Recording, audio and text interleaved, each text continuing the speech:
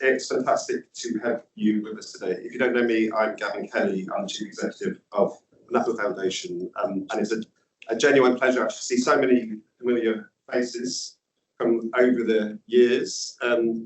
Some Gen Z, quite a few maybe parents of, but it's wonderful to see so many people. I know you're all busy, so thank you for lending us your afternoon for this conversation. I think it's worth your time. If you don't know us, we're the Nuffield Foundation. We're an independent charity. We were formed in the turmoil of World War II to bring reason and rigour to thinking about improving social well-being in post-war Britain. And all these years later, we advanced that same mission today by tackling a range of key social and economic challenges. And we do that by funding cutting-edge research, by undertaking it ourselves, but also by backing innovation. Now, it might not surprise you to hear that I think that all of our projects at Nuffield are very important. And let me say right at the off that I love them all equally. They're all, my favourites here. But I want to say a few words, just very, very briefly for me, on why I think the project behind today's event is so central to what we do at the Nuffield Foundation. The changing nature of the transition into adulthood is a theme that is true to Nuffield and to our roots and to what we're really about. We've funded more than 100 grants over the last decade with a focus on educational and employment pathways, on special educational needs and care experienced young people, just to pick a few topics. And the nature of this transition for today's young people features very heavily in our new strategy, which is available on our website for people to look at. The reason for that, I'm going to give you three reasons why I think it's so true to us. First, and very importantly, this really is an issue of our times. This is one of the social questions of our age, and if we're not about this, I don't know what we're about. If you look at some of the societal shifts and shocks that have impacted on this particular generation of young people, we have COVID and its long shadow, we have the takeover of digital over all sorts of domains of our life, we have economic stagnation in the post-crash, post-Brexit era, and the kind of deep social pessimism, if you like, that has instilled and what that means to grow up in. We also have the greater social polarisation and intergenerational inequity that sort of thing gets talked about. Each of these challenges poses a specific problem, a specific challenge to Gen Z. And perhaps belatedly, I think the scale of that problem is being recognised to some degree, at least in Whitehall. And we are seeing a flurry of new policy initiatives, almost week by week at the moment, so we can get into what that adds up to. But this week we're going to get the National Youth Strategy. I think it's formally out on Thursday, entrailed. We've got Alan Milburn, who's leading an independent review into youth and activity and opportunity at a time when we know we've got 1 million 16 to 24s who are not in any sort of earning or learning. And we have 10% of all 24 and 25-year-olds in this country have never worked. 10% never experienced any employment whatsoever. And we also have a review hosted in the Department of Health and Social Care, looking at the rising demand for mental health, ADHD and autism services. So there's a lot going on. There's a lot of policy interest. I also think there's an awful lot we don't really know that we need to explore, which takes me to the second motivation for this being a true Nuffield issue, which is one of being very important, is genuinely complex. This is really difficult stuff. Now, as with any generation, there are many different stories that can be told about this one. And a good number of them, as we're going to hear today, are troubling. And we're going to hear that set out. But they aren't all. And I think we need to recognise that at the start. Some of them, indeed, are positive. When I look at the values, the understanding, the levels of empathy that I see amongst my teenage kids' generation, I say their generation, not them, I hasten to add, but I see coming from that generation, it's far preferable, in my view, to the sort of values that I thought I grew up with in lots of ways amongst my peers. We've also seen very pronounced reductions in various forms of social harm. If you look at hazardous drinking over the last few decades, it's fallen really steeply. Same is true for teenage pregnancy, even though it's risen a little bit recently, it's a very marked fall over the last 20, 30 years. Same is true for violence-related injuries at A&E hospital. And despite there being significant shortcomings, I think, that we may well discuss in aspects of our education system, particularly in terms of how it serves the most disadvantaged children, it is nonetheless the case that overall standards have risen. They've risen significantly and they perform pretty well compared to many peer nations.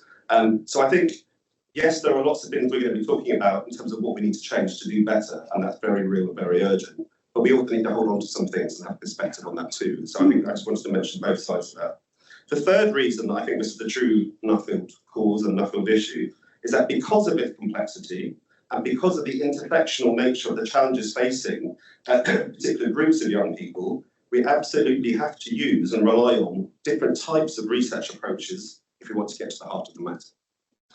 Nuffield is and always will be unapologetically empirical. There is lots of forensic data work already going on in this project. There'll be more, and we'll present with lots of data today. That's a good thing. But that sort of data can only tell us so much. It's important, but it can only tell us so much. And it's absolutely vital that we actually hear directly the voices of young people and we foreground that in terms of our thinking and in terms of our research, which is one of the reasons I'm really pleased that some of the young people that we're working with and learning from are here today. But we also have to draw on a whole range of disciplines if we're going to get this right. We need to learn from sociologists, we need to learn from psychologists, as well as from economists and educationists, and we also need to learn from AI experts. And it's a source of pride that this project has really been partnered very well with the Ada Lovelace Institute, which is hosted here at Nuffield Foundation. We need insights from all those different backgrounds if we are to get a proper understanding and build policy responses rooted in that understanding. So today we are talking about, I genuinely think, one of the biggest questions facing our country. It's one that the Nuffield Foundation is going to continue to work on. We take this really seriously. And I want to just finish by saying a big thank you to the people who are going to be speaking, who've given us their time. We massively appreciate that. To all of you, we're going to have a great discussion, I know, just looking at the faces out there. I want to say particular thanks to Kerry Oppenheim and Arena Pona from the Nuffield Foundation for driving this work. And also, I should just say, for the entire Nuffield team for staying calm today when the entire water system went under until very recently. We didn't quite know that was going to happen, and it all turned out okay for the end. So with that, let me pass back to you, Kerry. Thank you. Thank you.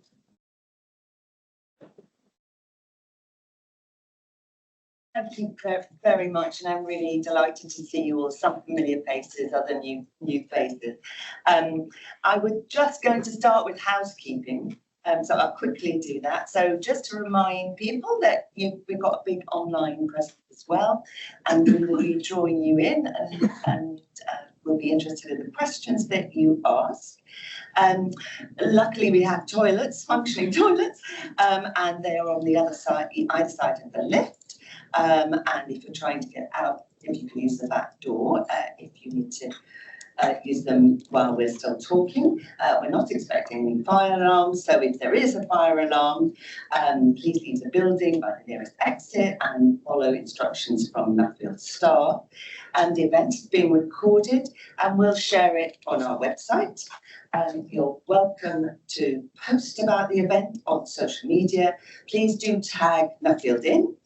And you'll see our tags on the holding slides. Just to remind you, and I'll remind you again, when we have Q&A a bit later, when you're asking a question, please do use a mic, because otherwise our colleagues online won't be able to hear you. And we're not expecting to break in the middle, but we do hope you'll be able to stay with us for a cup of tea or coffee and cake later on. So I'm going to start with a brief introduction to the Grown Up programme. We're still in the middle of it. And I would say that one of the highlights has been working really closely with young people throughout this project. There feels like such a big gap between the portrayal of young people in the media and in the public conversation, and our experience, many people's experience of them as thoughtful, caring, committed, compassionate, eager to make a contribution. And you'll be able to see that both in, there are some great quotes posted up from the Youth Insight group on those glass walls. And also there's a slideshow going round, which we'll direct you to, which has got some of their thoughts and creative activities. We do have two members of the Youth Insight group here today. That's Fazana Bingham on my left and Owen McKilving, all the way from Belfast, to share their thoughts. But I thought I'd just give you a brief introduction to the project. But I'm going to focus predominantly on the insights from young people today, because we're going to have a big discussion about data led by our other speakers. So in a sense, the Youth Insight Group and the other young people that we talk to are the sort of real stories that lie behind the data. So what we're aiming to do in the project is to address some of the urgent challenges that young people are facing as they manage their journey to adulthood. It's becoming much harder for many young people to reach some of what are considered the milestones of adulthood, whether that's work, leaving home, home ownership, or even stable housing, financial security, having a child, although there are obviously questions about whether that's a marker of adulthood. And less discussed, but equally important are the social and psychological foundations that provide the means to be independent. We want to understand how to better support 14 to 24-year-olds navigate these longer, on average, and more complex journeys. And we chose this particular age group, and obviously the age boundaries can be contested, but from early adolescence to early adulthood, because we're interested in transitions that cut across the usual public policy and service delivery provision, and the kind of critical age of 18, because we think, there's a big issue about that. And we have these twofold aims: to influence public policy, but also to inform Nuffield's own grant programme and the work of our centres. And we're interested also in what we don't know and what we don't understand, whether that's research or whether that's practice or intervention. So just in terms of our key themes, we have an overarching theme, which is the pathways to independence, and within that we've got a focus on three things: education to work, mental health and well-being, and digital lives. And what we're interested in particularly is the connection between these. And at the moment we're right in the middle of our mental health and well-being strand, and we're interested in capturing the common experiences for Gen Z, but also the differences within that group, between different people and different groups.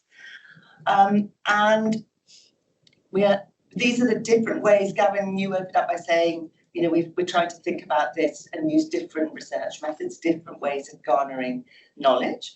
And we've got these sort of 4 ways of exploring it. The first is data commentary, so looking at, and this is for all the themes that we've talked about, looking at the quantitative data that's available and bringing that together. Then we've got the Youth Insight, which is co-produced and informed by the young people, but I'll talk about that in a minute. Expert features, we want to be challenged by others who've been thinking about this area for a long time, in terms of thinking about what we should focus on. So we had a great think piece that Lisa Harker from the Nuffield Family Justice Observatory did, called Generation Abandoned, which was really to open up the question about how we do a radical rethink of the system, which has relationships at the heart of it, the care system.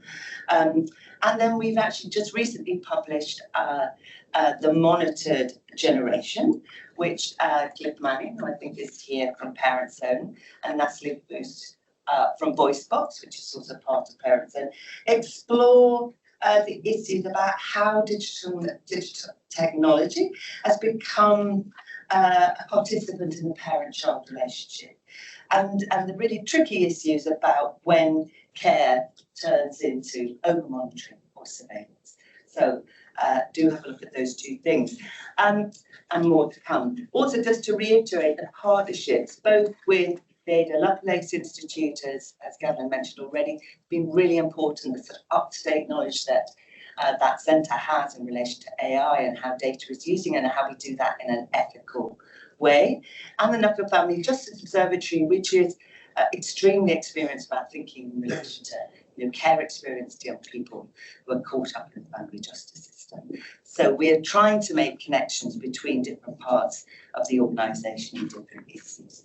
So going to the Youth Insight Group, we've worked really closely with Hopkins Van Mill, who are a social research agency, and we've got 3 members from the organisation here. It's been a fantastic partnership.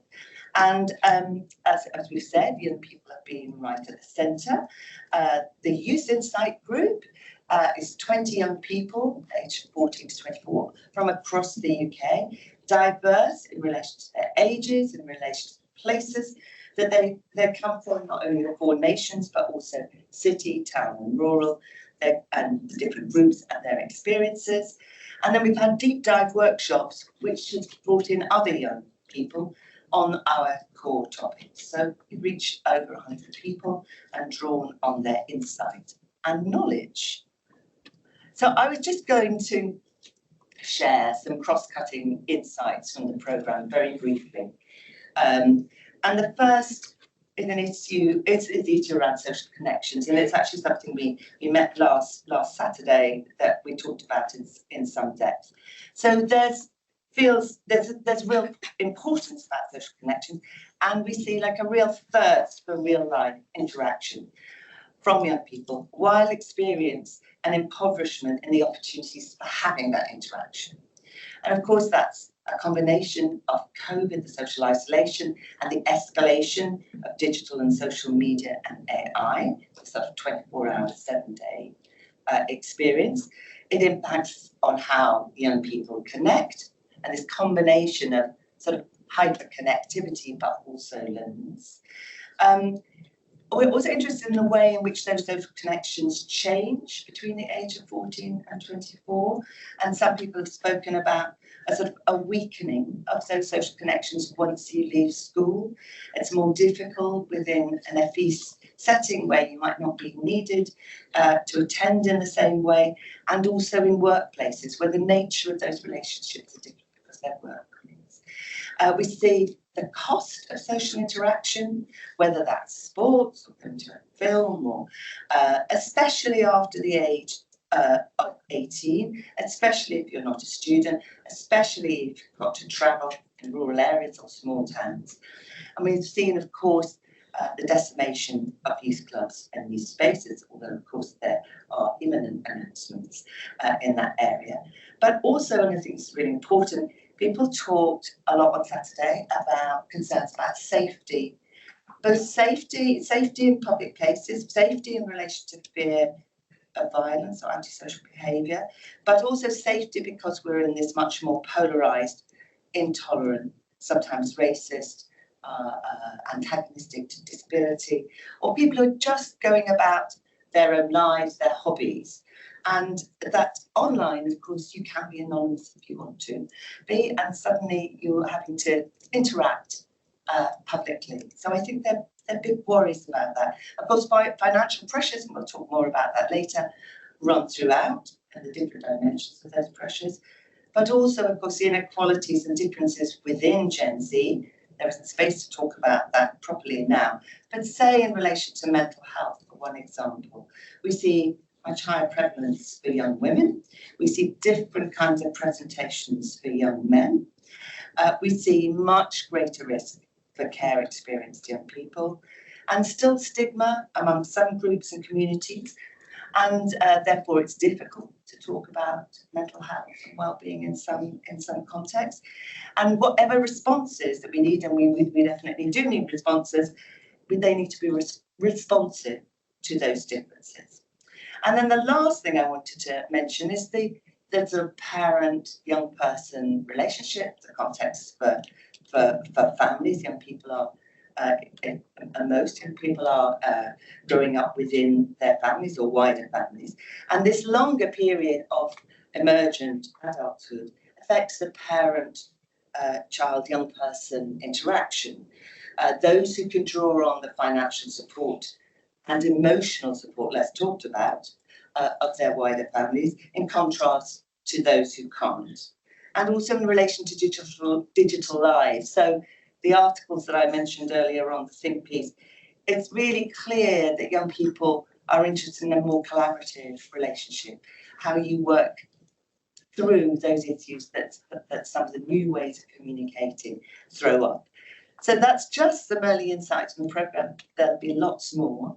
I'm now going to turn two hot two minutes of the year. And for Sana, over to you. You've got your mic.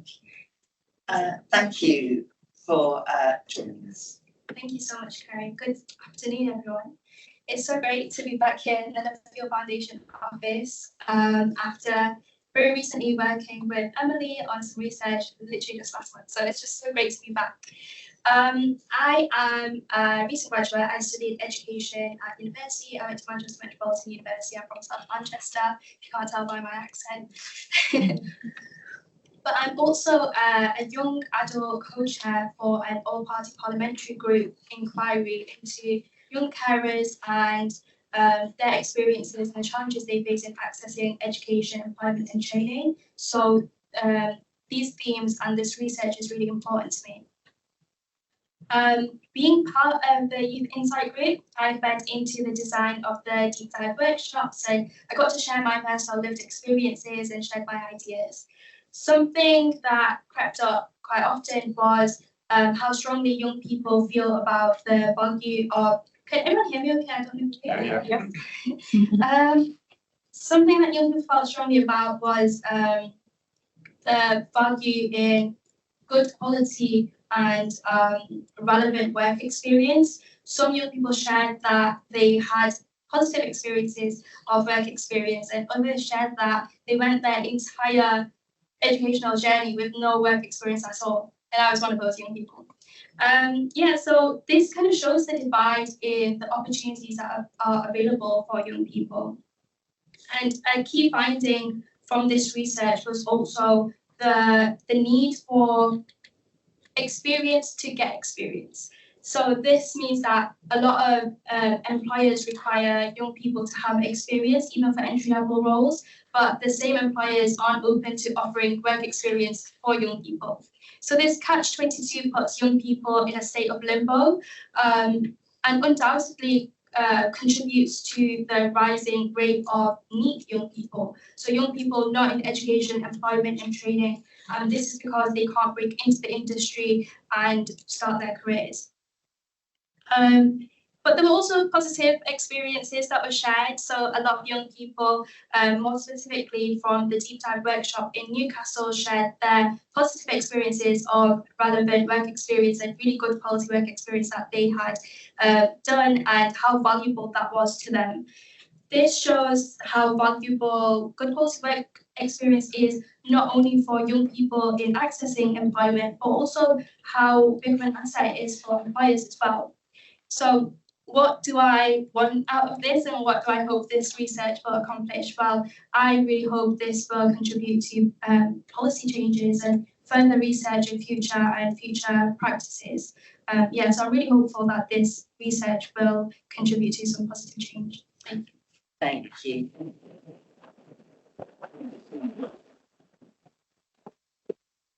Thanks, Susanna. Such good points. Over to you, Owen. Good afternoon. My name is Owen, and I'm also another part of the Youth Insight Group. As you might know from my accent, I'm from Belfast, and I also work as a youth worker as well as studying sociology and politics. And part of my interest within the YIG was interest in the digital lives of young people, which we're increasingly seeing as a kind of step towards independence, particularly in the change from primary to secondary school education. And part of this engagement in digital lives, young people see it as a way to create and sustain close relationships and develop their sense of self. It allows them access to education and as a tool for understanding, to engage with their hobbies and find connection with others. However, this may come at a cost due to the addictive nature and need to be always available, as you may see in some movements that are surrounding taking back their time offline. And this purposely constructed through apps and algorithms.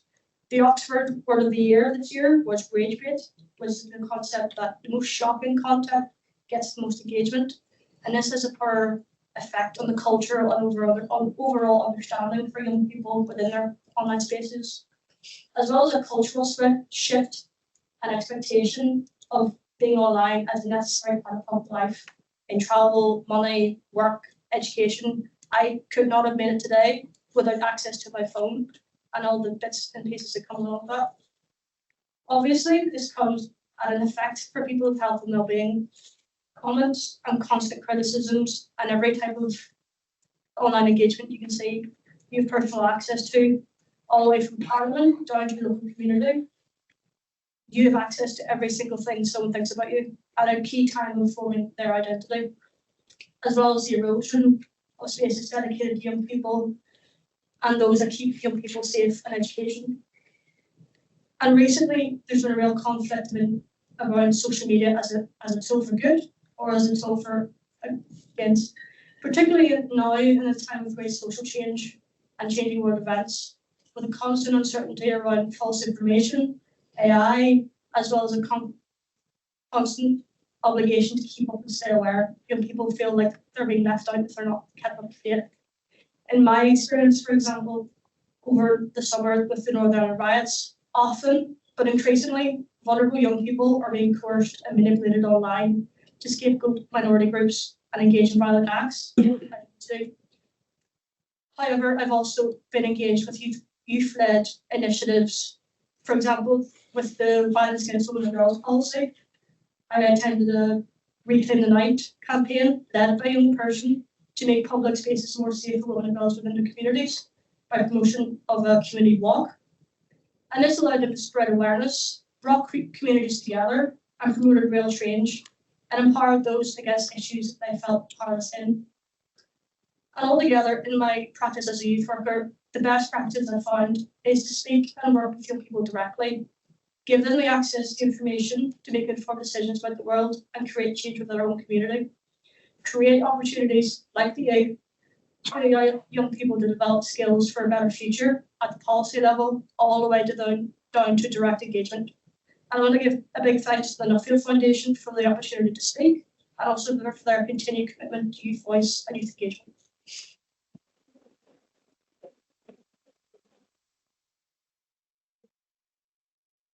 Thank you both. That's such really important insights, and we'll definitely pick them up in the conversation. So we're going to have a bit of a change now. And John, do you want to take up your place by the lectern? Do you want to come off and sit in the front row? And can I bring our panel up? Emily, if you'd like to sit here, and Pranita in the middle, and Sonia at the other side. Fantastic, thank you. So, yeah, lovely. Am I here? Yeah, you're here. Good, great, thank you. So, John, we're very lucky to have John Burn-Murdoch here. Thank you very much for coming. John is chief data editor at the Financial Times, and if you haven't followed his columns, he's been writing about Gen Z a lot and has some fantastic graphs and a capacity to tell a story through the data. So I'm not doing big, long biographical details for each of our speakers. We've got huge experience because you can find them online. So John, over to you. Many thanks. Thank you very much. I should start as well by saying most things the Americans have done to the English language I'm really against. But on Gen Z, I'm actually Gen Z. Sorry, Team Gen Z rather than Gen Z. I think it just sounds better. So I'm going to be saying Gen Z when referring to this age group.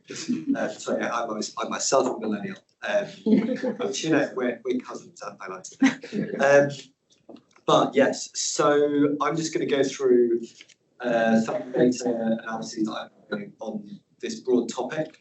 What I'm trying to do is bring in some international perspective on this, to what extent are the things we've been talking about here similar across countries, or are there differences? What are some of the factors that might be contributing to some of the trends we're talking about?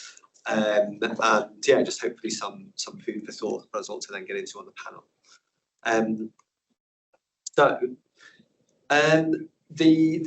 Something that does seem fairly solid is that if you look across a range of countries, in this case, we're looking at the US and the UK. When you ask teenagers various questions about what could be broadly construed as mental health, we do see deteriorations over the last 15 years or so. Now, what I like about some of the studies I'm using here, so Monitoring the Future is a survey of high school students in the US. Understanding Society in the UK surveys people of all sorts of ranges. In this case, we're looking at young people.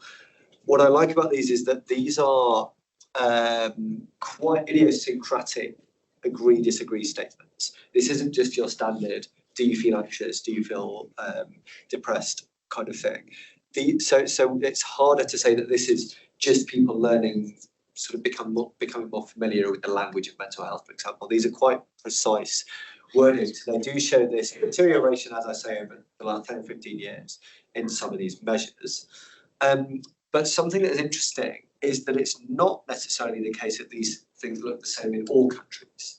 So if we turn to a survey that is asked consistently across all countries in the world, which is the Gallup World Poll, they do ask questions where they use more standard terminology. And if we look at that, the share of, in this case, young adults who report experiencing worry, stress, anger, or sadness in the day before being surveyed, there has been a slight rise in most home countries, but it's English-speaking countries where this is more pronounced. So that's your UK, Ireland, US, Canada, Australia, New Zealand.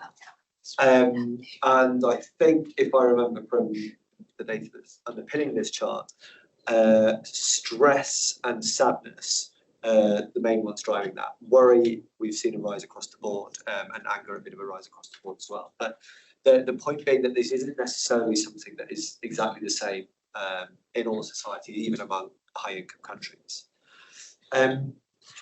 There's another aspect to this that I find interesting, which I think builds upon what Fazana and Owen were saying, which is broader sort of concepts of or feelings about the transition from youth and adolescence into adulthood, and Kerry's point about the markers and milestones that we've always associated with this.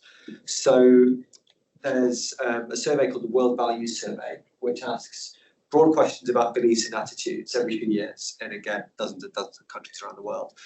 And one of the questions they ask, which I think is really important to how young people and young adults think about their position in society, is they ask people to what extent they believe that hard work is rewarded with success. And what you see when you look at that, again, particularly in some of these English-speaking countries, is that the share who believe that if you work hard, you'll be rewarded, compared to the share who think, well, it's all about luck, what's the point, has significantly diminished. So again, young adults in Canada, New Zealand, UK, US, and some other countries, there's this diminished sense that there's any point to really sort of striving in those early years of adulthood. And this is not something that is true across the age distribution. If I add in older people in those countries, all the generations in these countries still are as secure in that belief that work is rewarded as they always were. And we'll come on in a minute to a couple of things that I think that potentially are involved in what we're seeing there, both in terms of what's happening for young people and the fact that it's not happening across all age ranges. And then a final indicator that I think tells us that something might be amiss here is when we come down to what we call zero-sum beliefs. So this is belief in the idea that the pie is no longer growing, as it were, and that one group can only gain at the expense of another group. And that's a belief that can be applied to rich versus poor, or to ethnic minorities versus majority, that kind of thing. And again, what we see is if you look at the decade or year in which people were born, and then the extent to which they agree that you can only get rich, people can only get rich at others' expense, people born in the 80s, 90s are much more likely to have that belief that we're not all gaining anymore, and that any gains are now coming at other people's expense. They're much more likely to believe that than people born in earlier generations. And again, that means, or that helps explain the rise in young people's support for whether it's Reform UK or the Greens, for example, whether it's Zoran Mamdani or Donald Trump, candidates who essentially campaign on the idea that we're not all in it together anymore, and it's this group versus that group.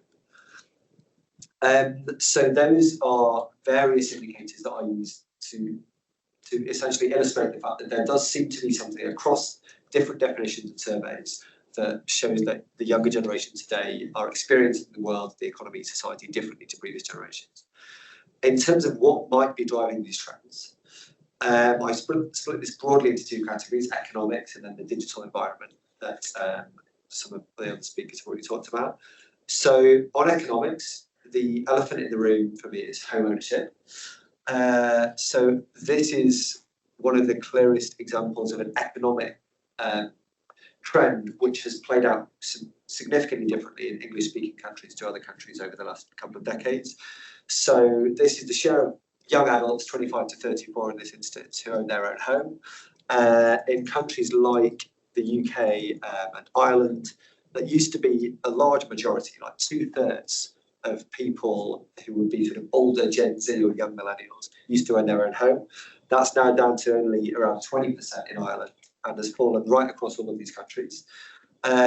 Given the significance of home ownership in terms of giving people a sense of stability, a base that you can build from, the impact that can then have on family formation, that kind of thing, and the fact that achieving home ownership was this proof that it was worth working hard because it got you somewhere.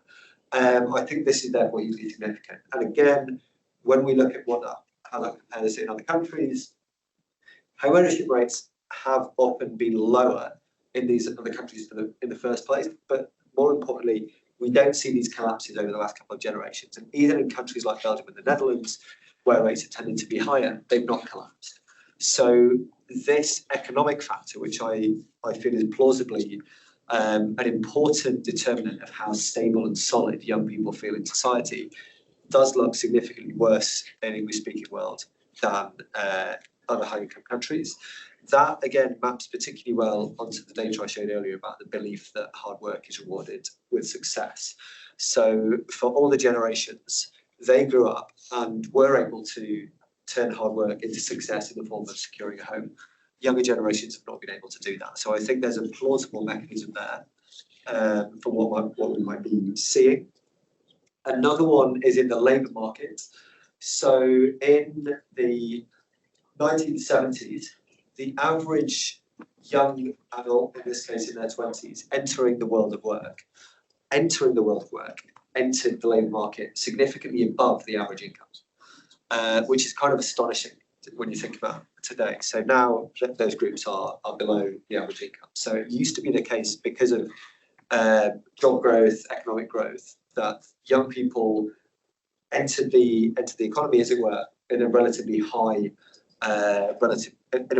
position in socioeconomic status, which again can give you that sense of security in the fact that you're on the journey to something.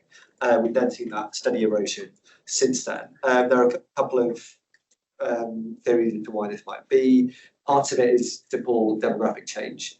There are fewer young people than there were as a share of the population back then, but there are also interesting studies showing that what this also means is that progress up the career ladder is, and I'm trying to put this in a pleasant way, blocked by older people who are not retiring. Just as we're all used to the fact that the population pyramid did look like a pyramid 50 years ago. Now it's more flat. The same was true of course, people in the labour force. So it used to be easier to progress through careers than it is today. That then brings me on to a topic that again has come up a couple of times, of needs. So what I've done in the slide I'm about to show you is I go beyond the standard definition of needs. But I think the one drawback there is that young parents, generally young mothers who were outside the labour force because they were raising children, have traditionally been considered needs, understandably. But the grouping, the inclusion of young parents in a group that is otherwise more sort of problematic socioeconomically, I think is always, or has become increasingly jarring. So what I do here in the next chart is I'm looking at the share of young people who are not working, not seeking work, not in education or training, and not raising children. And we see there steady rises in both the UK and the US, where there's sufficient data to look at this, and a particularly steep rise there in the UK over the last 10 years or so. This is also, I've not broken it down by gender here, but we do see rising rates here for both men and women. Whereas in conventional needs, they're falling for women because people are less likely to be having children. So this idea of complete sort of socioeconomic dislocation among young adults is increasing in many countries. So those are all the economic data points that I tend to look at, or lots of the economic data points I tend to look at on this topic. I then want to briefly touch on the digital side that has been mentioned. And for me, there are obviously lots of theories out there about how the digital environment could be impacting young people's mental health. I think the most solid evidence and theory on this is about the simple idea of displacement. So the fact that if you are spending 3 hours a day scrolling on your phone, that 3 hours a day you're not spending, for example, hanging out with friends. And so the data on this comes from the US time use survey, but it seems to be consistent across countries. It's just that the American data is more frequent. And this is the share of people's free time spent alone by age and sex. And what we see is that the youngest adults used to be the least likely, they used to spend the least time on their own. They now spend pretty much the most time on their own, especially young men. That is predominantly video games. But there is a lot of just general sort of mobile phone and internet use there as well.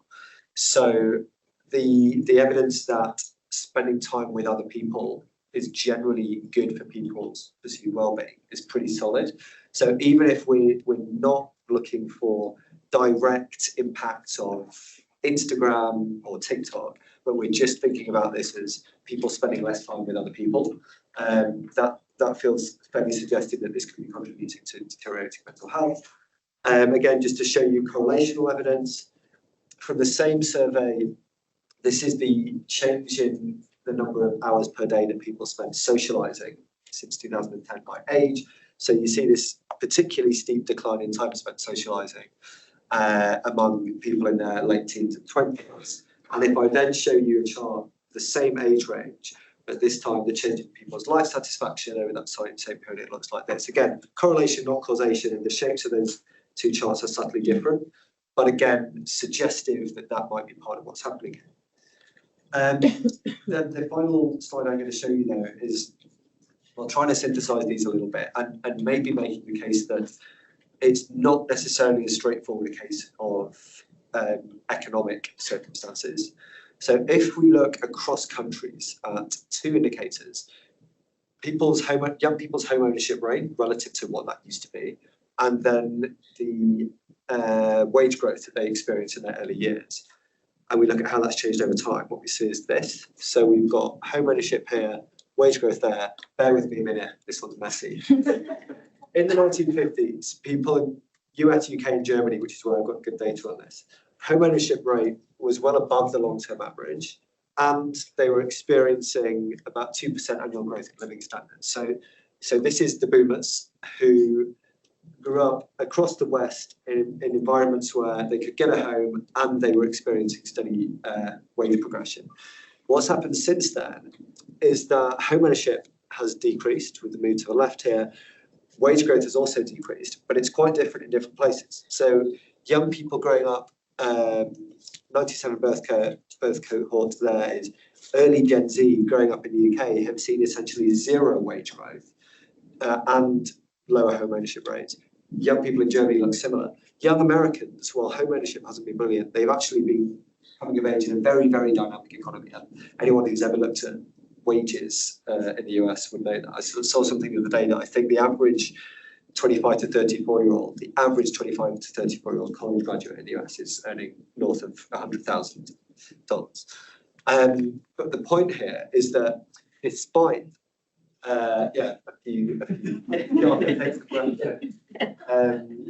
despite American Gen Z growing up in this extremely dynamic economy with lots of money, American youth are generally some of the most negative on these mental health questions.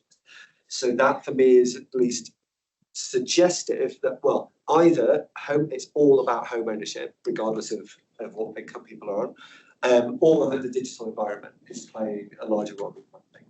So yeah, those are the various bits and pieces that I look at when I think about this, and I'm looking forward to discussing them with the panel. Great.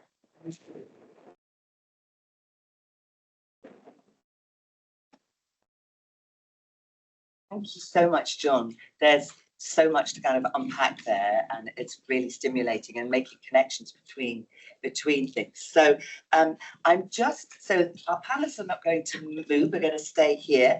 I just wanted to check, did you want me to use a microphone? Yeah, because apparently we have some problems with sound. How does that? A bit better? Okay, so I'm going to ask Emily Tanner first to give her 5 minutes sort of insight into some of the issues that we've raised, but also the things that you want to raise. So over to you. Emily Tanner is based at the Nuffield Foundation. She leads our work in education, 14 to adulthood, and particularly around skills. She manages the portfolio and really has developed that portfolio in a brilliant way. So thank you very much, and thank you, John, for a really fascinating presentation. So just very briefly, I'm going to share 3 of my reflections on how Gen Z is faring in the transition, the journey through education and into work, and very much shaped by having been involved with the Grown Up Project and hearing young people over the past year, but also, a very large body of research funded by the Nuffield Foundation, some of which has been delivered by people here, which is fantastic, and just wider evidence as well. So 3 points. The first point is that I think young people today are navigating that journey through education into work in a context of greater uncertainty. We've seen a lot, we're hearing a lot about how the labour market is changing rapidly in response to technological transformation. We've had evidence on that recently from the Skills Imperative 2035 programme, but there's plenty around that. And I think what's becoming really apparent is that for young people, this is really hard to plan. It's really hard for career decision making, planning what education pathway to follow when you're not quite sure what the world's going to look like in 10 years, let alone beyond that. And hard for careers advisors and the adults around young people supporting them. I thought it was really interesting to see in a survey by prospects of young people in school, college, university and outside the education system that 10% said that they had changed their career plans in response to how they perceived AI to be changing work. And that's creating a lot of anxiety. So I think we're in a really interesting space where young people have access to more information than ever before, but that information, the reliability of it is highly variable. We know that young people are relying on social media sometimes, increasingly turning to generic general purpose AI for answers, and facing a lot of sort of confusion within that. So we're doing some work with the Ada Lovelace Institute around looking particularly around how AI is becoming involved in career guidance and how young people are using it in their career thoughts. The second point is around inequalities in the career readiness of young people. So I mentioned Skills Imperative. It was a major programme of research. The final report was launched a couple of weeks ago. And it took a really focused look at what is called essential employment skills. So things like problem solving, communication, information literacy, that sit alongside the qualifications and technical skills that young people need to be successful in the labour market. And what was really apparent from that 5-year research programme is that the labour market is changing in a way where those skills are becoming more important and at higher levels than before, but also very much so that there are inequalities amongst young people in how they are becoming equipped with those skills through the education system. So they tracked how skills are developed cumulatively through education phases and in relation to opportunities for learning both inside the curriculum and outside the curriculum. And that's reflected in the PISA data, where if we look at 15 and 16-year-olds in the latest data, overall social and emotional skills are below the OECD average, but the rate of inequalities was highest in England out of the 31 nations looked at. So there's something really concerning going on there.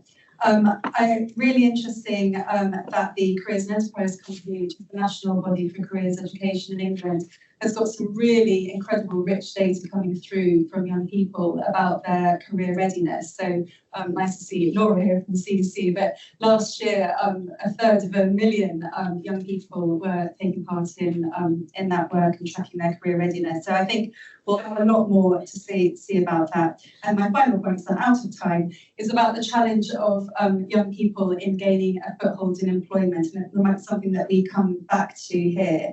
But I'd particularly like to pick up in a discussion about how generative AI is affecting the recruitment process, how it's increasing the number of applicants, making it hard for employers to sift applications, and where that leaves young people in a state of increased competition.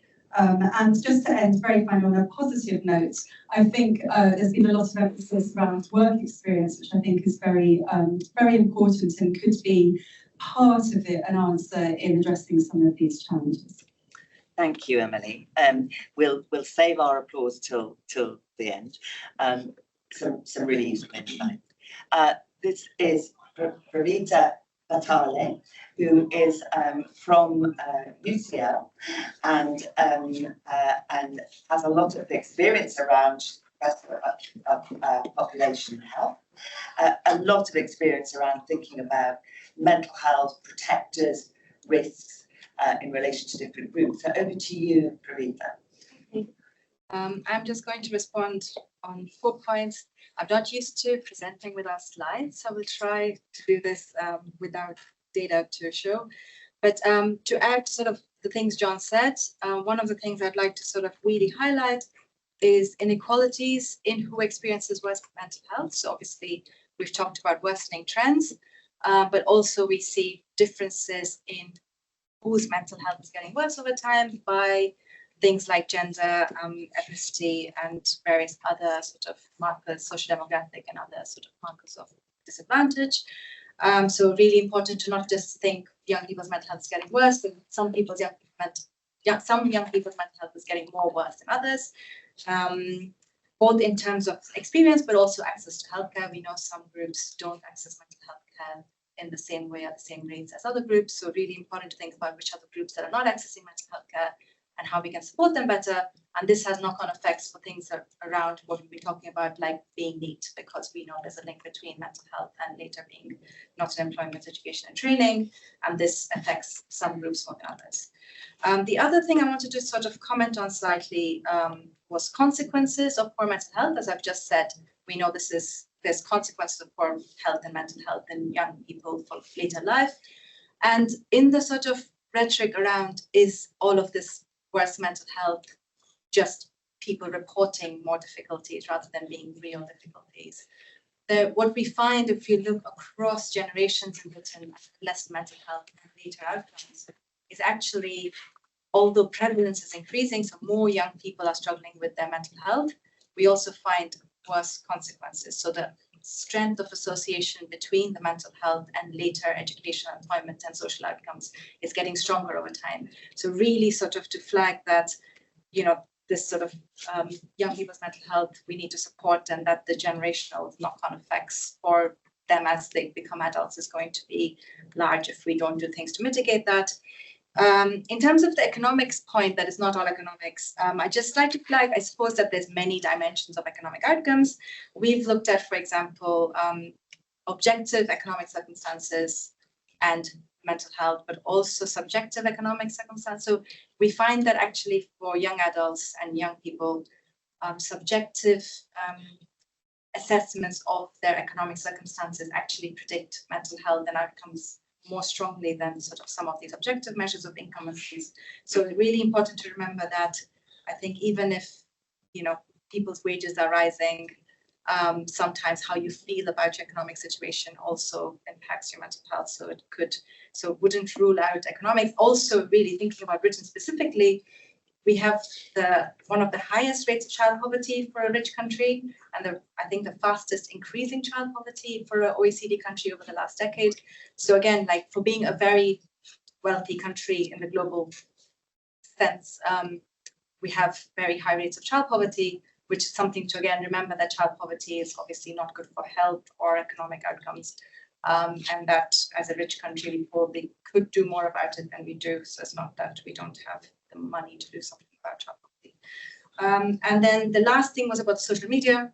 I mean, John made this point that the most important aspect of it is displacement. I would argue there's another aspect, which is the bad things that happen online. So I've studied a lot of sort of risk factors. I'm really interested in young people's experiences of sexual harassment, cyberbullying, and we find that these experiences are sort of associated causally with worse mental health outcomes.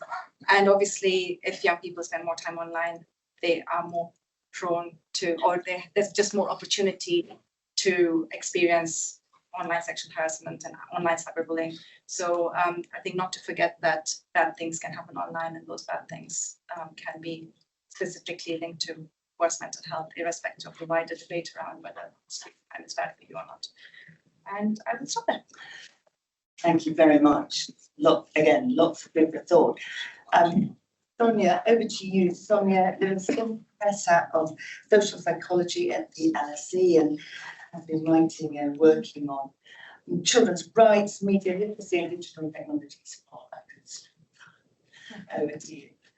Thank you so much, and it's a great pleasure to be here and to contribute. So I think I'm wearing the digital hat here, though others are very welcome to share.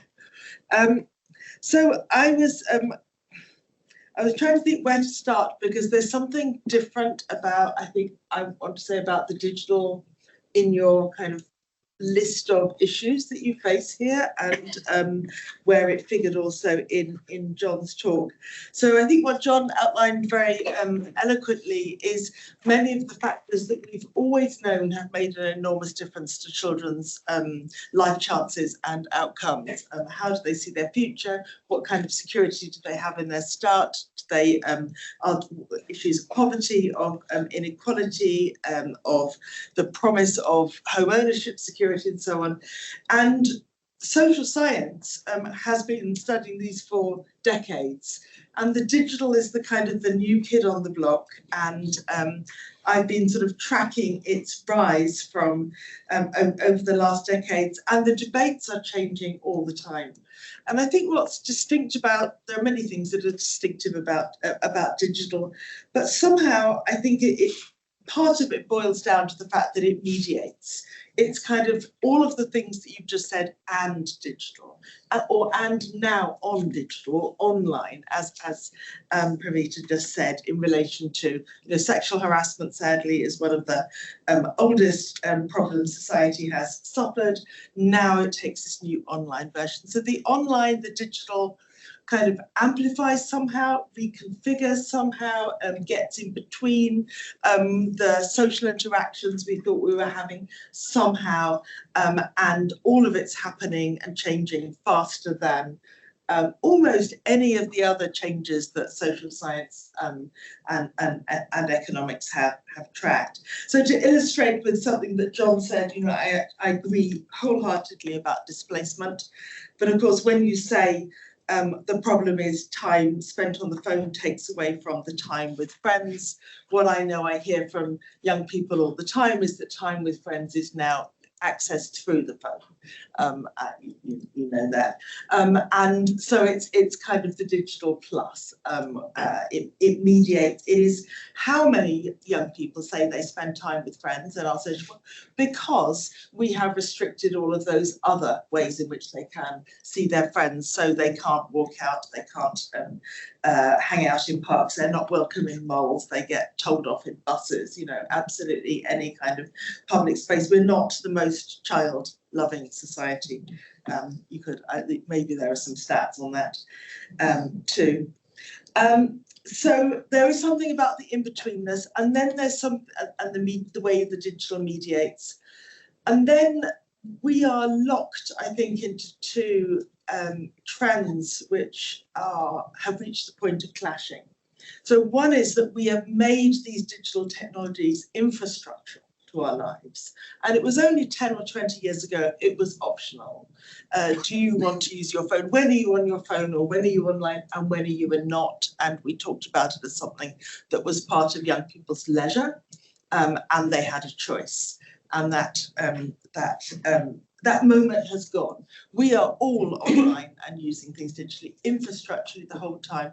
Yes, it's leisure, yes, it's sociability, but it's also how we access help. It's how children learn. Look at any classroom, it's absolutely full of edtech these days. It's how we, try to see your doctor. No, it's an app. Try to find your bank on the high street. No, it's an app. Infrastructurally, we have made the digital inevitable. And at the same time, the infrastructure is something that we are all struggling to kind of manage, understand, and frankly regulate, because by and large it's owned by enormous companies which are now globally dominant and currently at least not acceding to the will of any government in the world bar one. So it's an extraordinary transformation that we've made in our society. Nonetheless, I don't want us to overclaim that because it's become infrastructural, it's therefore the cause of all the problems. And this is, it's notable that today is the day that the Australian ban on social media is coming into force, and the ban discourse is everywhere. And I'm sure there are many arguments we could all have about the potential of bans to solve anything, but I think the reason why this discourse is everywhere is a sense that maybe this is the thing we think we can control. Actually, it turns out not to be, but somehow we can at least take it away from the kids. But what a lot of social science shows is social media, being on your phone, screen time plays a small part of most outcomes that we're worried about, but it's never the dominant part. There are always a million other factors that really, really matter. And so it's always got to be seen in proportion to those. And you're giving me a look, so I think I may have taken my 5 minutes. So I'll kind of come back to there are many factors we're trying to manipulate here, but digital is particularly intractable. Thank you so much, Sonia. So I really, that sense of that we're kind of still trying to catch up with this incredibly rapidly changing trend or a part of our lives, and that sort of social sciences is just about beginning to get to grips with it, in contrast to all these other things. Really, really sort of really helpful and profound insights from all of you. John, is there anything you particularly want to pick up from what people have said so far? Yeah, I think there's so many interesting strands to this, and I like that we've sort of, there's been a lot of yes and, as it were. And yeah, I think to your points just there, I mean, there's a danger of just saying, well, digital's a new thing, so digital must be the bad thing. But I really liked your probing of it as a mediator. There's a Gen Z socioeconomics commentator in the US called Kyla Scanlon, who does some really interesting quantitative and qualitative work on this. And she talks about the idea that technology used to be a thing that you used, but for a lot of Gen Z, particularly the younger half of Gen Z, it's become the environment they exist in. And I think, as you say, that just it's a massive shift. And I was, our generation, millennials, we were called digital natives when we were growing up in the 90s and early 2000s. But that feels like a ridiculous label relative to what Gen Z is going through. So I think just that point of how it's not necessarily about an aggregate negative or positive impact, but the fact that it just completely changes the environment through which you experience all of these things, all of these more concrete things, I think is a really important point to make. And then to Pravita's point, the inequalities. We talk about generations as monoliths in ways that is just not true at all. And I think this often obfuscates some of the research in this space as well, because people will do studies where they're looking for aggregate evidence, when what might actually be happening is that 5% over here are having a terrible time, 90% are fine, and 5% are having a great time. So yeah, I think something I would certainly like to see in some. I'll tell me to go home and pick up the baby. Gen Alpha, Gen whatever.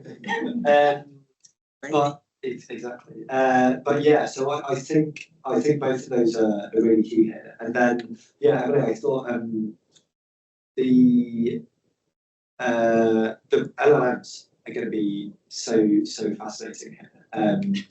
I'm optimistic that talking to an entity, whether even if that's an LLM rather than a human, might be on average better than doom scrolling.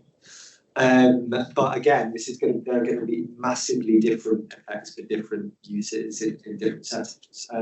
But yeah, your point about recruitment, the market, the impact around recruitment as well. I think that transition we're talking about here, the most concrete point I would say, the transition between adolescence to adulthood, is that entry into the world of work. And large language models are completely transforming that. Like the number of applications per job now for young adults has gone from about 50 to 140 over the last few years. And that just means huge numbers of people are experiencing rejection. It's also just completely changing what it even means to apply for a job. It used to be that the act of taking the time to write a cover letter was your demonstration that you were committed and serious about a job. Now everyone's getting ChatGPT to do it. And that is not good news for the people applying for the job or the people receiving all these identikit applications using the word delve. So yeah, I think the technological aspect of this is so big. And again, none of us are living this, right? It's so hard to know what it's like for 18-year-olds or 23-year-olds entering the world of work today. And then all the actual economic impacts and all of that as well. So yeah, I think there's so much to talk about here. I think you all made such hugely important points. I'm really looking forward to hearing what it is.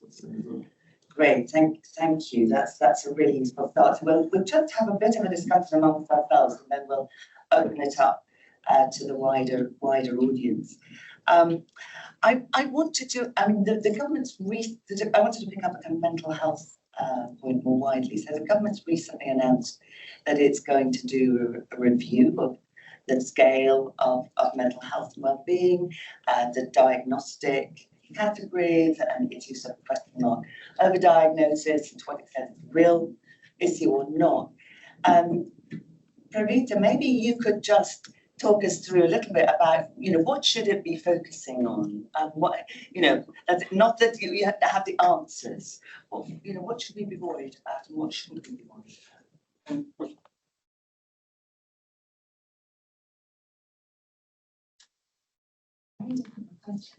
But I suppose one point, it's not answering your question, but just something that most people don't worry about, but I think we should worry about, is thinking about consequences of reported problems, like real world consequences, as an important consideration in how we think about this whole argument around diagnosis or over-awareness reporting.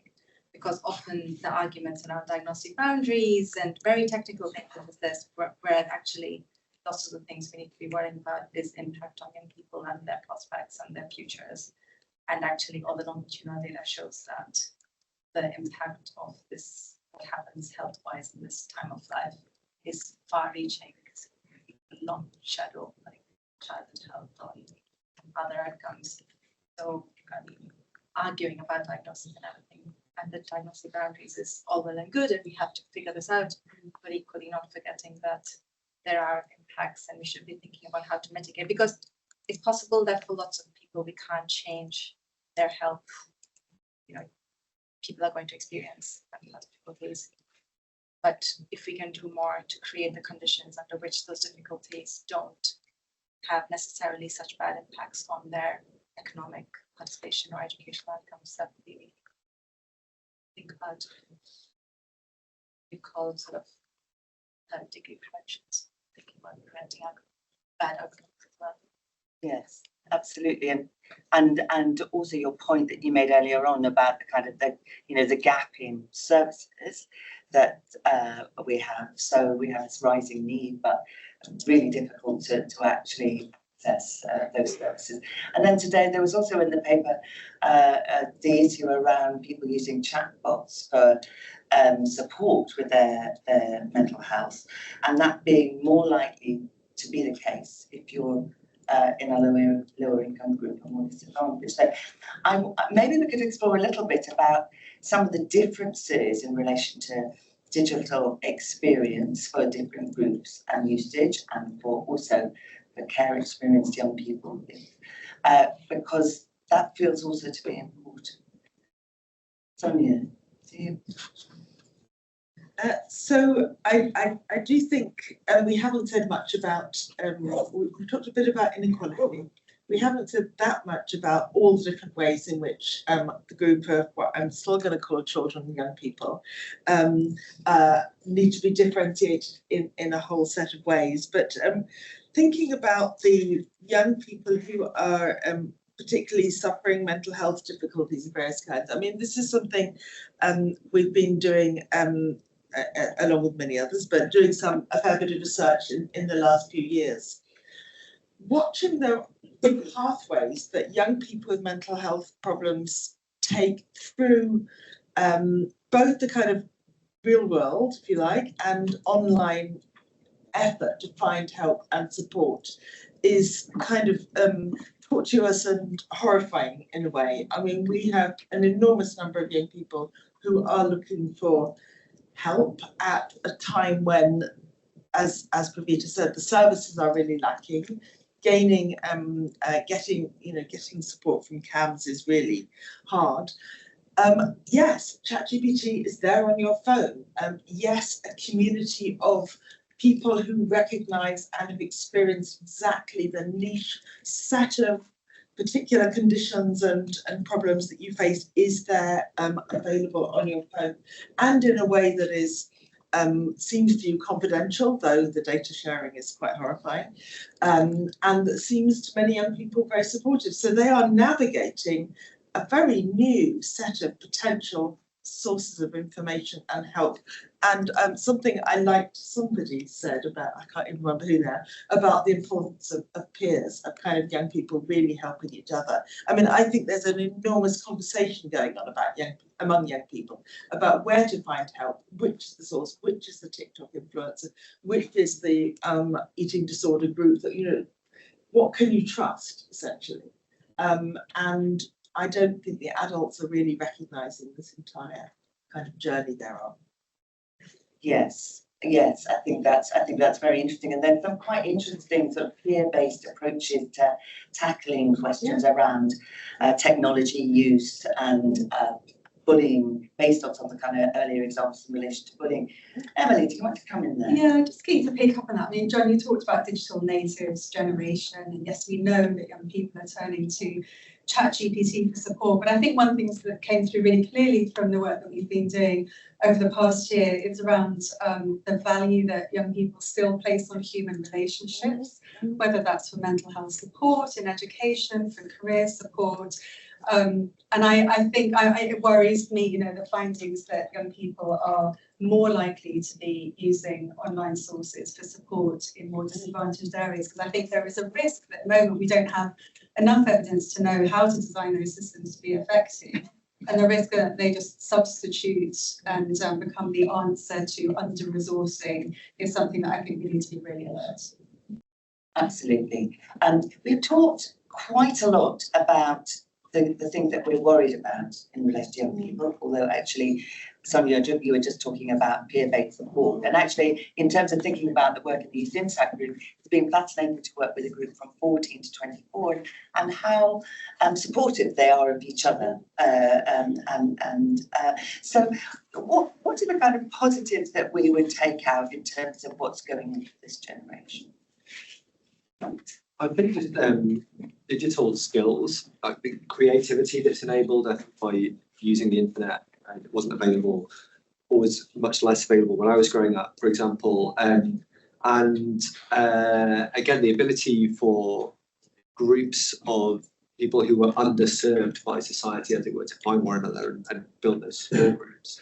The general story, I think people would say of the digital technologies is that they empowered people who have much less of a voice in the older days. Now, again, this is a double-edged sword because sometimes a small group that didn't have much voice might be a unhealthy group, should we say, that then get together and negative outcomes can come from that.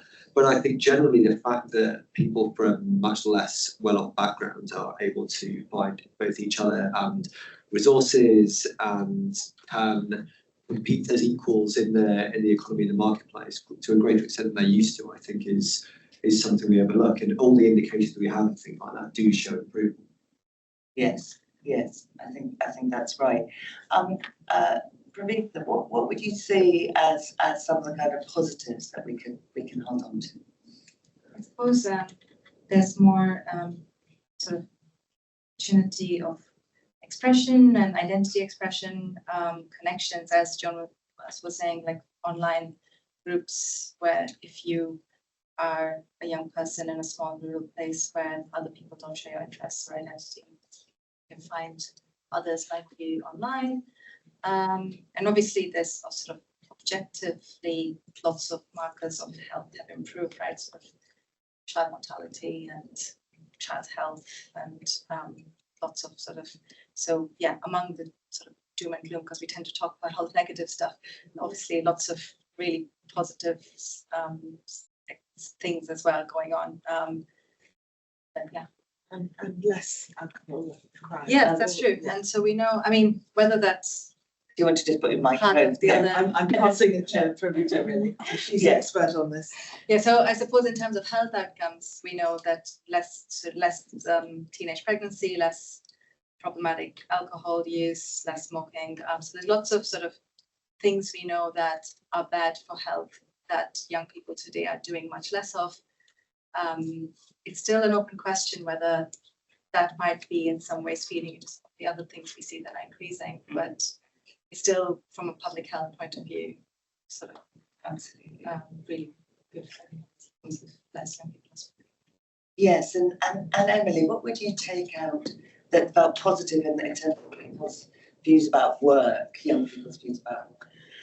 I think actually just having access to information, I mean, not necessarily guidance, which is a human activity, but just having access to information to find out about things in a way that just wasn't possible, you know, when I was that age. If you didn't have family members or people at school who could signpost you were really quite lost. And I'm just remembering one young man who took part in one of the deep dive workshops in the Northeast who described his family as illiterate. He was first in family at university, and he gave sort of quite a compelling story about his determination and how actually access to information online and resources to find his way and were what enabled him to be where he was. And so I think we should hold on to that. That feels like a good point on which to go to the wider world.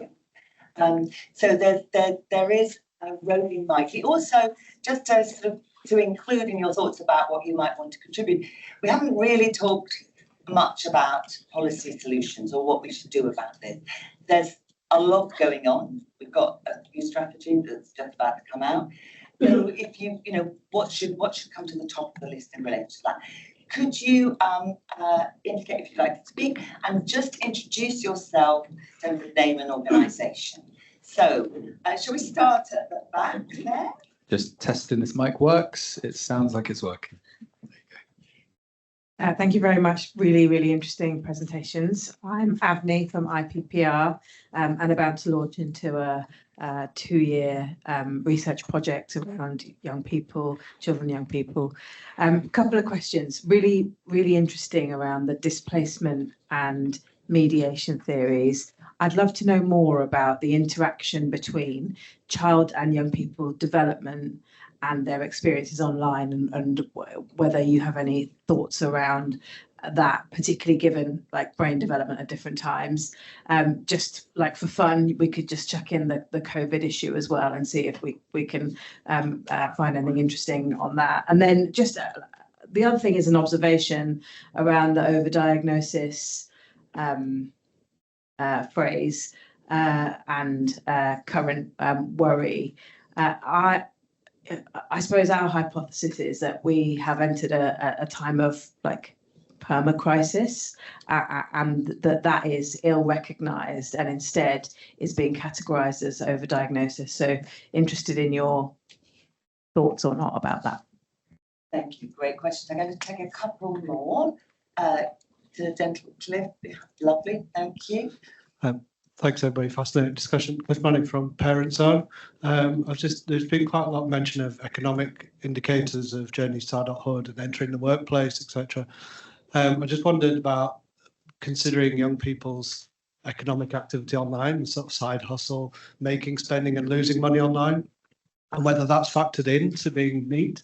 Young people might be quite active economically in lots of different ways, whether that's positive or negative, and whether that enters into any of the discussions or even policy decisions as well.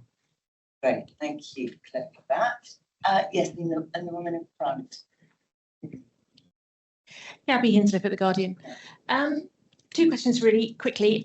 Kerry, you mentioned up front the question of inequalities in this age group, differing levels of parental support. And one of the obvious things for that is, if we're looking now at almost half of under 24s still living with their parents, what's happening to the other half who are in a much more difficult financial position, one assumes, or potentially in a much more difficult financial position? Are you looking through the project to that specifically? Because it feels as if, full disclosure, having just spent a week interviewing a lot of parents in that situation for The Guardian, they're clearly providing financial support, but they're also clearly providing mental health crops up time and time again, a kid who's not quite ready to leave home.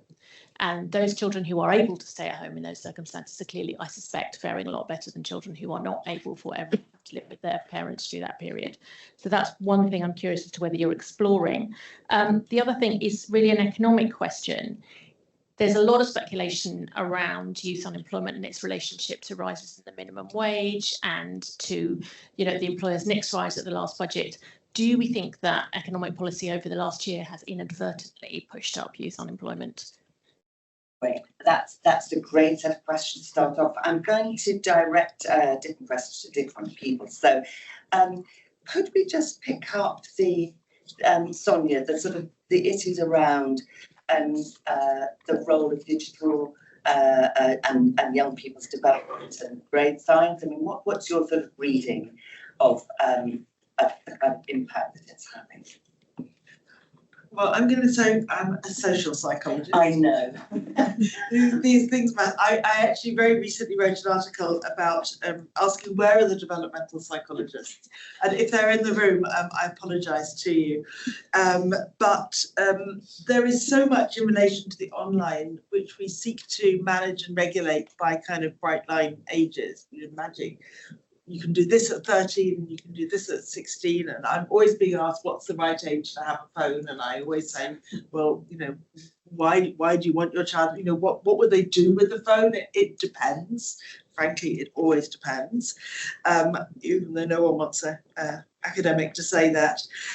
So I was kind of calling on, we do actually have lots of theories of child development from before, and we don't really have a theory of child development for the digital age. So we have both a whole set of, we have a lot of empirical knowledge about what can children understand about the intentionality of providers, about when can they identify different kinds of disinformation, and when do they know they're being manipulated, what can they understand about the business models. Most of these things adults are not figuring out. So, when can you understand who's taking your data and where it goes? These are hard questions for adults, and they're very hard questions for children, and we're not teaching them. So I think we don't have I can't just point and say there is the developmental psychology, but at the same time what we have got is a digital world that gives everything all at once. It's not like school where you get first nursery information and activities and then you graduate. You just get the whole lot all at once and you're left swimming in it. So it is a double whammy for kids in finding their way through, and for parents in guiding them, frankly. Yes, well, there's a big evidence gap to fill. And if there is a developmental psychologist in the room, please raise your hand. What about the question around sort of, are we Pravita, are we really thinking about, when we're thinking about this issue about the scale of the increase in mental health, is it a sort of kind of multiple perma crisis that's actually going on that's then being expressed through feelings of poor well-being? Again, that's a very big question. Yes. Sorry. Very big. I think the only thing I want to just sort of reflect on this from a historical perspective. So when we looked at generations, comparing generations, for example, from the 70s and 80s or 80s and early 2000s, and we found these vast increases in well-being, increases in mental health. At that point, the feeling was this is a crisis moment that surely can't get worse than it has over the last couple of decades. And then recently, I found a book written by somebody in the 1970s about how young people's mental health had reached crisis point from the decades before that. So I sort of feel like probably to every generation living at that moment, it might feel like a crisis point, and it might. So I don't know if we've reached the plateau yet. So you'd hope that things have gotten to a place where it's like, so for example, child obesity has been increasing for decades as well, and there's the feeling that maybe we've reached a place where it can't get worse. But I don't know whether we've reached that crisis point or that point for mental health yet. I think we just have to wait and see. But that doesn't mean we should not do anything about it. Yes. It's still, of course. Yeah. Yes. So I think we shouldn't necessarily wait and see what the crisis point is. Yes. Yes, absolutely. And then, Cliff, you had a great question about there's a sort of how people are using online to kind of develop their entrepreneurial skills and other such things. You wrote a bit about this to us at BitCons the other day. I did, yeah. I was going to say, I think the side hustle thing is definitely interesting, and it would be another example of a positive spin here, which is that it's easier for young people to spin up a money-making operation than ever. We rightly bemoan the decline of the teenage job, the paper route, and that kind of thing. But there are different ways in which young people are getting economic experience and becoming economically active at a young age. But I think the darker side of that is there's a recent bit of research showing that young adults who lose faith in the economic system at an early age are, for any given level of financial resources, the ones who don't see home ownership as a realistic proposition are more likely to get into crypto, more likely to get into gambling, more likely to spend a large amount on leisure consumption. So this sense of, well, what's the point?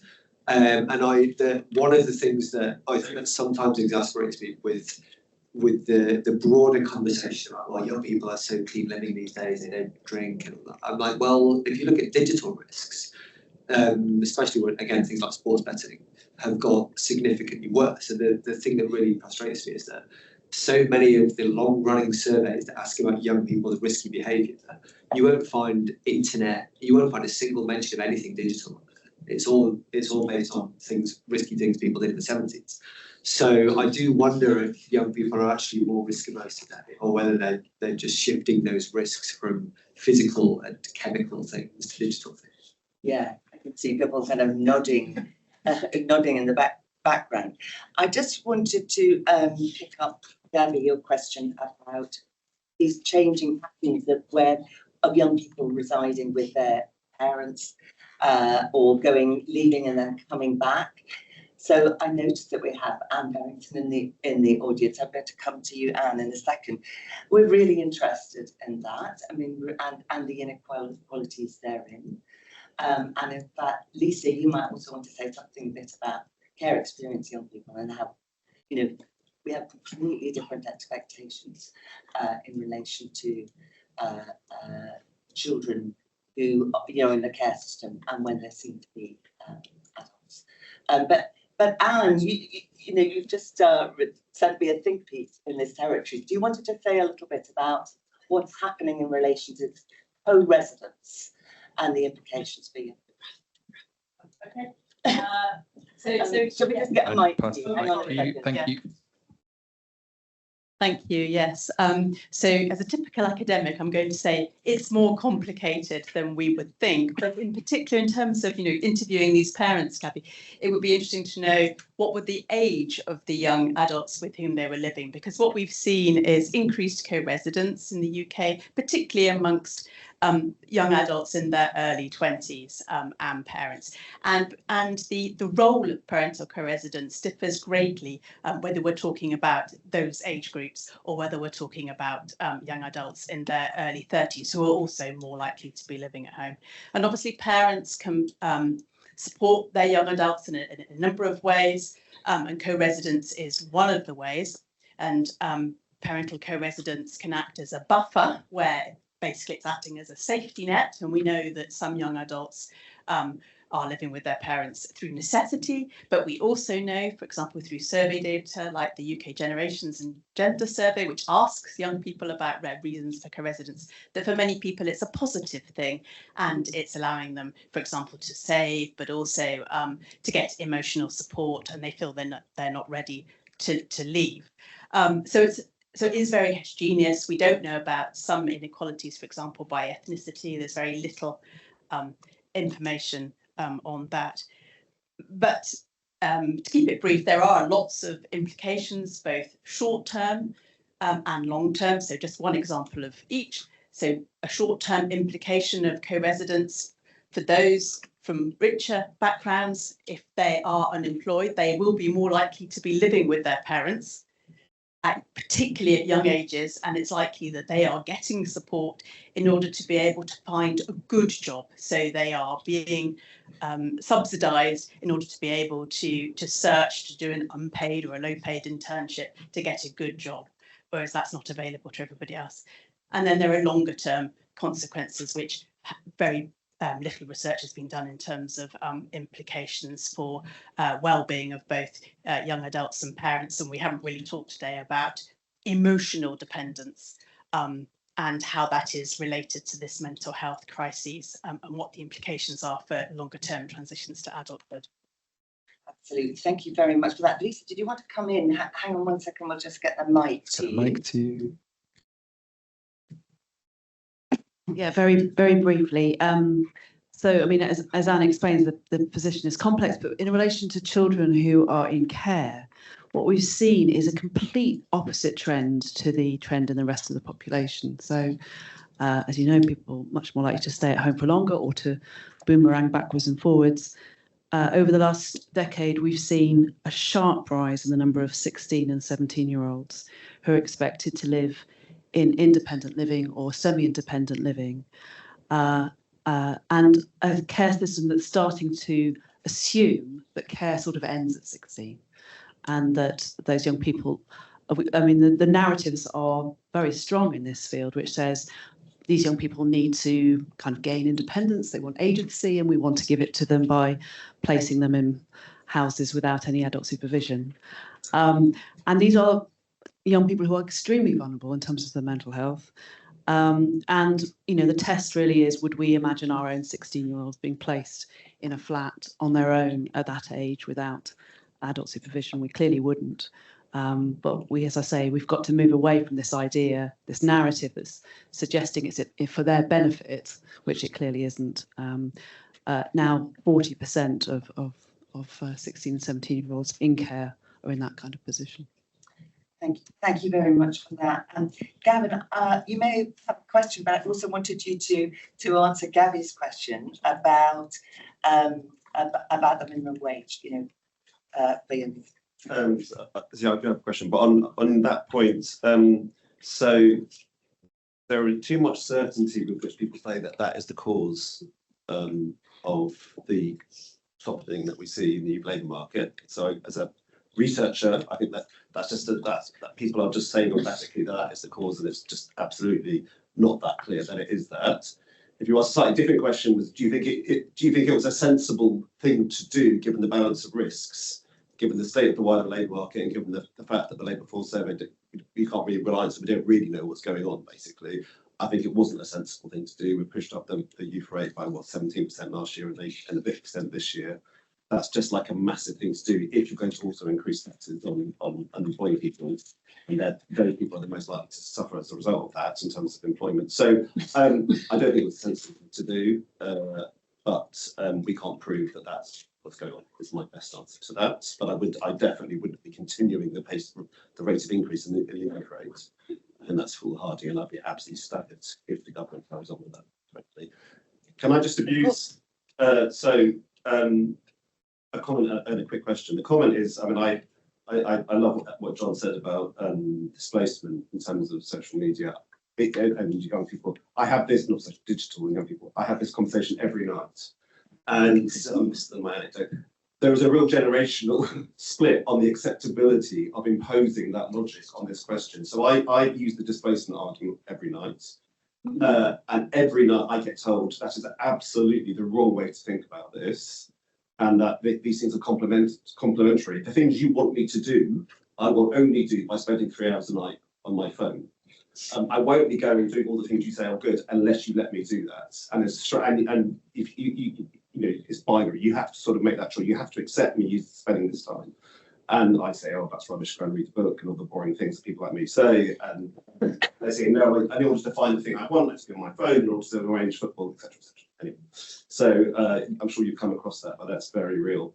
My question, and I may struggle with this, but my question to try and lure the panel towards policy is if you just step right back and you look at the trends that you've sort of described, and then you look at what the state has been doing more and less of over the last 10 or 15 years, I'd be interested in your kind of reflections on kind of what you make of that. So really crudely, we've been pretty tight on spending, particularly 16 to 19-year-olds really suffered. Housing for young people, absolutely hammered, lots of different ways. Spending on benefits in terms of health disability, it's doubled in real terms in just under a decade. And there's lots of reasons for that, but just saying in terms of like if you look at the overall numbers, and spending on mental health services, I think gone up a bit, but absolutely nowhere near any sort of sense of underlying demand. But if you just step right back and just look at that and spending on employment support, you know, gone from basically nothing to something small. What do you make of that? Where would you what does that pattern tell you? And you can't just say we'll spend more on it. That's a really great question. Can I just hold that?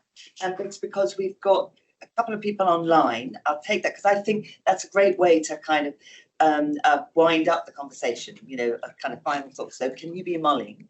Let's take the online questions and then I'll come to you, Mark. Yeah, there are two questions online and they're anyway also about policy. So the first one is on panel thoughts on social media being banned for under 16s in Australia. And the second one is how do we bring children and people back into public spaces? How do we make them feel welcome in public places? Or are those days forever gone now? Great, thank you very much. We'll come back to that. Martin. Sorry. And do say who you are. Thank you. Martin Kelly, I'm the Corporate Director for Children's Services and Education in the City of York. I think adding to the policy question, really, I think there's something for me about in the early 2000s, I think it was probably 2000, we had the introduction of tax credits to get dual earners in a household. We talked a lot about relationships and meaningful of relationships and how children need those relationships. Our caregiving in this country changed significantly from 2000 onwards. Is there something about policy in that policy shift, which we're continuing to replicate now with wraparound care, having children into breakfast clubs, wrapped around into having after school clubs up until 6 o'clock, not actually seeing much of the parents. Don't know whether there's a connection. And I think just something around the sort of happiness survey, I think that John talked about, I think has the threshold for happiness shifted fairly significantly. You know, we've got the Amazon culture, we expect things immediately, the sort of sense of being online all the time. Actually, is it more difficult to be happy and to get that sort of that natural boost in terms of, you know, going and doing something that really gives you that boost, whether it's going on holidays, Cornwall. You know, my 24-year-old now needs to go to Vietnam or to Australia rather than going to Cornwall to get that boost. So that's that question. Yeah. Thank you very much, Martin. We'll stop there. That's quite a lot of questions to still get in. So, Sonia, you talked briefly about social media ban. Do you want to just? Is there anything else you want to add to that? So there are so many things I could add, but I think I would ask this group one key question, which is that, because it's on the table here, if we make the age limit for social media 16 in this country or in other countries, what are we going to put in its place? How are we going to rethink our society so that your children can set up their football matches or their Saturday night or whatever without using social media? And the ban is, it should be said, only on, it's the Instagrams and Snapchats and so on. So it doesn't seem to be all of the messaging services. But still, young people need something else. They need the way to communicate, and they need the places to go. And if I can just kind of link where do we want them to be? Where are they allowed? The kind of public space point. There are some wonderful, inspiring examples. UNICEF has a child-friendly cities initiative. I don't know if yours is many are child-friendly cities, and they have to think about, how do we build spaces where children are welcome, where they can sometimes dominate. There's a Play Streets initiative in this country, and every time I see it, I'm kind of re-inspired by stop the cars for Sunday or for Thursday afternoons or for the hour after school or whatever, and watch the children come out and start. Actually, everyone comes out and starts relaxing. So I think we know lots of ways in which we can make these places, but we don't want to. We prioritise the car, we prioritise everybody rushing about and so forth. So some of it can be done with money, some of it is done with a different vision, I think. And some of it is done by regulating to limit some of the kind of commercial excesses of social media platforms, now of AI platforms. Please, let's learn from 20 years of inertia about social media, now that AI is happening now. And some of it is done by, if I can end on this, listening to children, because they would tell you all of this and a whole lot more. Great, thank you very much. I think that sorted our online questions. Well, it's a very good contribution to it.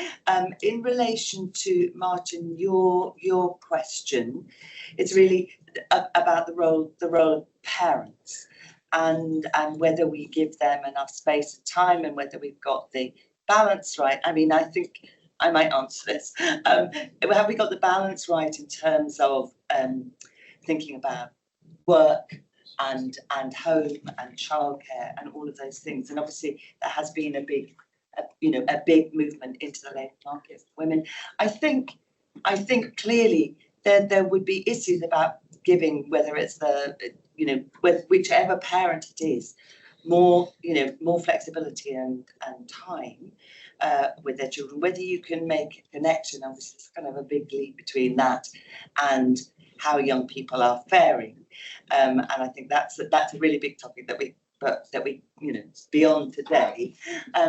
But I do think just really valuing care and making sure that society supports that is a really important dimension, whether we're talking about care experience young people or all young people. So something to come back to. I think, given time, we should focus on Gavin's big question about where would you focus? Where does the state currently put its money, and where should we maybe refocus it? So, Emily, would you like to start on that hard question? Yes, I think my reflection from your question, Gavin, is around the balance between higher education and what we think of as higher education. And I think when we look back over the past 20 years and the big push for universities specifically, and seeing how that's played out for young people, it hasn't always benefited everyone, if we're really honest. And I think the data we've got coming through gives us better insight into that. So I think the refocusing around higher learning more generally at 18, and addressing some of the shortfall that this country has in the proportion of young people who are still learning at 18 compared to other countries, but greater recognition of what that can be in terms of higher technical qualifications, apprenticeships, other routes into the labour market, I think is really positive. Great, thank you. Pravita. I'm going to focus on mental health because that's the bit I know about. So what we know from lots of research is that 80% of people who will experience mental health conditions in their life experiences at 20. So really, mental health is a young people onset problem. However, the mental health budget of the NHS, as you mentioned, is a tiny proportion, but in that tiny proportion, only 10% goes to child and mental health services. So effectively, the whole system is set up to wait for people to get really ill and really serious and then treat them. But actually, the thing we keep talking about, and this government talked about it, but we haven't seen anything yet, is prevention, like really. And if you think about it, it would be better use of money to try and prevent things from getting really bad so that all these adverse outcomes from worse mental health don't spill over into young people the rest of their lives. And this is reflected in the sort of community things we were talking about earlier as well. So we know, I forget the number on top of my head, but I've written about this, is about hundreds of youth centres and community settings for young people in this country were closed in the last decade. And then we're worried about young people being not in education, employment and training, and so again, we don't obviously know what the counterfactor would be like. So if the last decade hadn't shut all these community resources that were open to young people, whether these outcomes for young people now would be worse or not. But it's again, it's a misplacement, I think, of money to wait for things to get bad instead of having the conditions in which young people can flourish and focusing on that first rather than, so more prevention rather than fixing or putting band-aids on things later. Thank you, Sonia. I was thinking about the Good Childhood Survey, I think last year, which listed all the different reasons why young people's well-being is so low in this country. And the social media is somewhere near the bottom of the list, but at the top of the list, as I suspect people know in this room, was academic pressure. And I'm struck that we've said very little about the school this afternoon.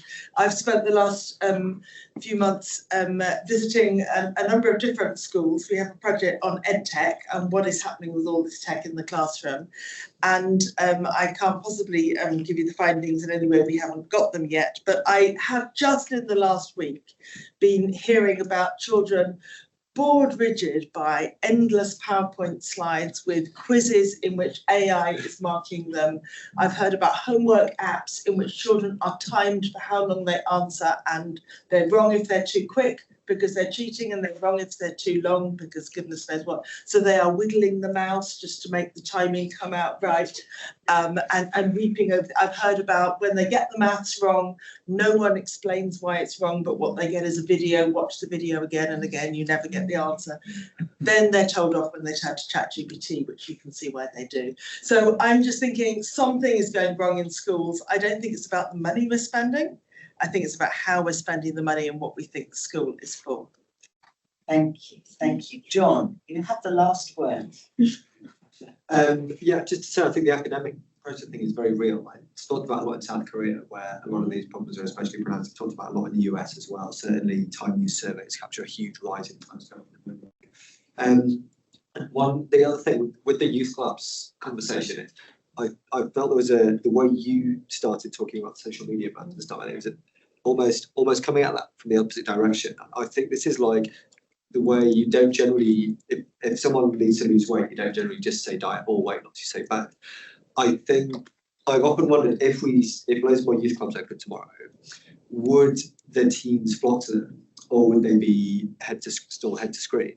And so I wonder if this needs to be a both-and situation of a social media ban coupled with the reopening and investment of things like youth clubs, so that you're giving the best chance of those alternatives to succeed. Because as you say, if you just say get off your phone, but if there's no alternative, then that doesn't look like a good outcome.